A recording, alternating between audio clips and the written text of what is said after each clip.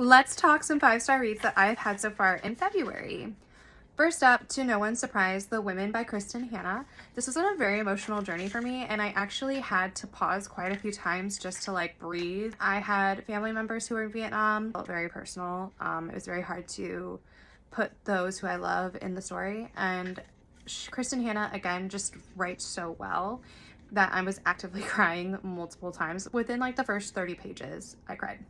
Number 2, Bonded in Death by J.D. Robb. This was her 60th book, and when I tell you, I could not put this book down. There are spies, there is murder, there is spice. Everything you could ever want in a book was in Bonded in Death. There are at least 7 or 8 of J.D. Robb's In Death series books that are in my top 100 books of my whole life, and I will read this series until she stops putting it out. James by Percival Everett. I read this for a virtual book club that we are in, BRBT, and I was not a big fan of Huckleberry Finn. This book really spoke to me, and this book I feel should take place of the required reading. It is so well done.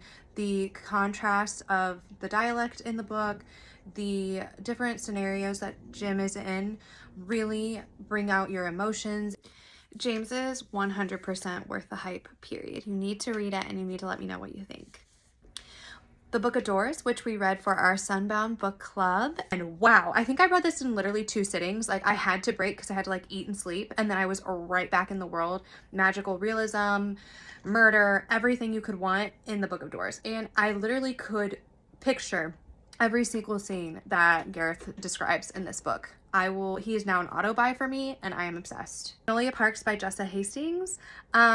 Gossip Girl, British Gossip Girl, say less. This is toxic. I couldn't put it down. I didn't even like the characters all that much, but I still will be buying number 2, 3, 4, 5, 6, and 7.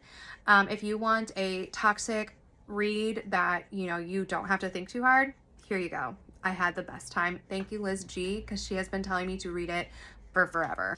Deep End by Ali Hazelwood.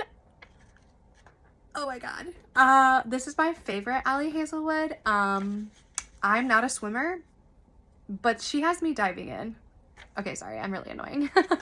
I loved this so much. Lucas and Scarlett are probably my favorite characters in her universe, and Lucas, I need a narration of him because wow, I had a great time.